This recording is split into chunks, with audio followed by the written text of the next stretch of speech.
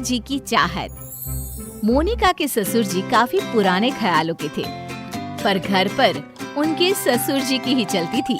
शादी के बाद देखो राकेश बेटा, साफ साफ बोल रहा हूँ, शादी हो गई है इसका ये मतलब मत समझना कि सारा दिन घूमते रहोगे बीवी के साथ। सुबह देर से फैक्ट्री और आए दिन छुट्टी।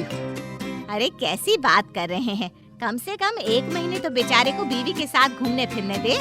तुम चुप रहो। ये जो आए दिन तुम ड्राइवर लेकर शॉपिंग में जाती हो, बेटियों के ससुराल में घुसी रहती हो, उनको महंगे महंगे तोहफे देती हो, ये सब कमाई से आता नहीं। बोलो तो घर बैठ जाते हैं, फिर फूंकना चूल्हा।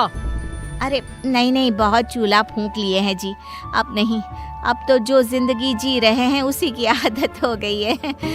तो मुंह बंद रखना, समझी? जब हम अपने बेटे से बात कर रहे हैं तो शांत रहो। तो क्या कह रहे थे राकेश? अब कल रात तुम ससुराल चले गए और यहाँ हम बुढ़े बुढ़िया बिना कुछ खाए सो गए। चिंता थी तुमको? पर रात का खाना तो बना था, रामू भी था, लगा देता खाना, फिर क्यों खाना नहीं खाया आपने?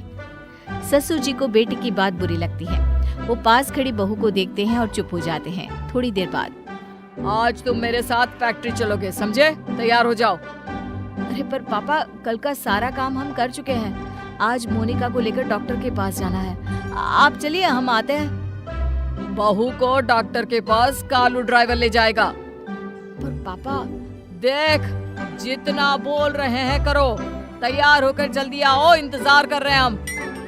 बेटा बेचारा क्या करता, पिता के कहने पर तैयार होकर कार में बैठ जाता है। कार के अंदर, ड्राइवर, वो पहाड़ी वाला राम मंदिर है ना, वहाँ ले चलो कार। अरे नहीं नहीं पापा, आगे से गलती नहीं करेंगे, पहाड़ी से ना फेंको हमें प्लीज पापा। अरे चुप लपड़गंजू, फेंकने नहीं समझाने ले जा रहे हैं। तो क्या है ना, पहाड़ी में तुम्हारे दिमाग का नेटवर्क ठीक से पकड़ेगा। पिता बेटे को लेकर पहाड़ी वाले मंदिर जाते हैं। फिर वहाँ पर, देखो बेटा, मैं जब इस शहर में आया था तो मात्र 2 जोड़ी कपड़े लेकर, लेकिन फिर मैंने ना तुम्हारी माँ की खुशी देखी ना उसका मायका, बस मन लगाकर काम पर लग गया। आप क्या कहना चाहते हैं पापा, थोड़ा खुलकर समझाइए ना। देखो बेटा, हम लोगों ने कितने लोगों को रोजगार दिया है, उनका घर ठीक से चले ये भी तो हम लोगों की जिम्मेदारी है ना? तो फिर तुम क्यों बहू के पीछे अपना समय बर्बाद कर रहे हो? पिताजी बोलते ही जा रहे थे और बेटा उनकी बात समझ रहा था।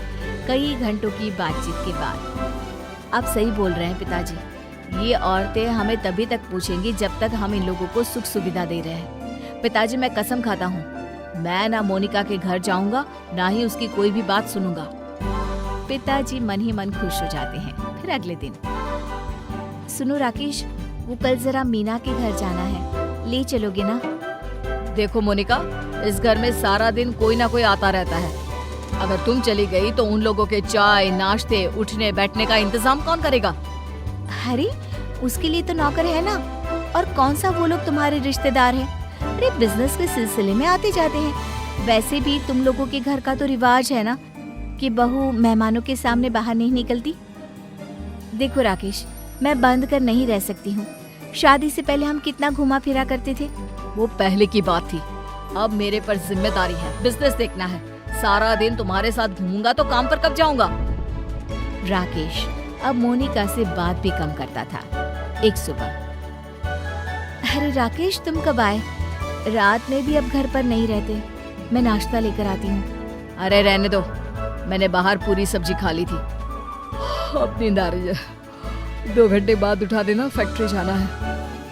वो तो ठीक है, लेकिन रात भर काम किया है, ऐसे में सिर्फ 2 घंटे की नींद। तभी वहाँ ससुर जी आ जाते हैं। बहू, राकेश के लिए काम ज्यादा जरूरी है, उसे काम पर जाने से मत रोको। और हाँ बहू, अब से वो तुम्हारे साथ कहीं नहीं जा पाएगा।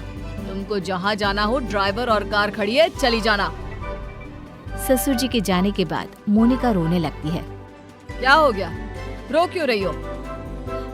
मेरी मौसी की बेटी की शादी है कल, तुम नहीं चलोगे? देखो, रोना बंद करो, चलूंगा मैं। अगली शाम राकेश ऑफिस में। पिताजी, वो मोनिका के घर पर शादी है, मेरा उसके साथ जाना जरूरी है। देखो बेटा जाओ, लेकिन एक क्लाइंट आ रहे थे। मुझे तो चक्कर आ रहा है, लेकिन तुमको जाना है तो जाओ, मैं रुक जाता हूँ। अरे कैसी बात कर रहे हैं पिताजी, आप घर पर जाइए, मैं हूं ना। वैसे भी शादी तो रात भर चलती है। पिताजी चले जाते हैं, लेकिन घंटों के बाद भी कोई भी क्लाइंट ऑफिस नहीं आता। इधर घर पर मोनिका शादी में जाने के लिए तैयार बैठी होती है। बहुत इंतजार के बाद भी जब राकेश नहीं आता तो मोनिका बेटा, उसको तो मैंने कहा था कि तू घर चला जा, मीटिंग मैं देख लेता हूँ, लेकिन माना ही नहीं। एक काम करो, तुम ड्राइवर लेकर चली जाओ। मोनिका अपनी माँ को फोन करती है। अरे नहीं नहीं मोनिका, शादी के बाद अकेले आना अच्छा नहीं लगता, तुम रहने दो, मैं बोल दूंगी कि तुम्हारी सास की तबीयत ठीक नहीं थी। मोनिका कपड़े बदलकर सोने चली जाती है।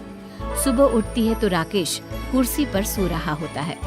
मोनिका उसे उठाने की कोशिश करती है, लेकिन उसका तो शरीर गर्म होता है। अरे इन्हें तो बुखार है, मैं अभी डॉक्टर को बुलाती हूँ। क्या हो गया राकेश को? तैयार होकर आया नहीं अभी तक? पिताजी उनकी तबीयत खराब हो गई है, मैं डॉक्टर को फोन कर रही हूँ, आज वो घर पर ही आराम कर लेंगे। अरे नहीं नहीं, कुछ नहीं होता, उससे बोलो नहाकर तैयार हो जाए। जी पिताजी, मैं बस आ ही रहा हूँ। किसी तरह राकेश तैयार होकर ऑफिस पहुँचता है, लेकिन तुरंत चक्कर खाकर गिर जाता है। अरे क्या हो गया इसे? कोई डॉक्टर को बुलाकर लाओ जल्दी से। ये क्या? आपका बेटा तो बुरी तरह से थका हुआ है, इसे तो रिलैक्स होने की जरूरत है। क्या बात है, ये काम इतना ज्यादा कर रहा है कि नींद भी पूरी नहीं हो रही है। अब जी हाँ, अब क्या कर सकते हैं? अरे क्या कर सकते हैं मतलब? नई नई शादी हुई है तो बहू और बेटे को बाहर भेज दो, थोड़ा माहौल बदलेगा तो आराम भी मिल जाएगा।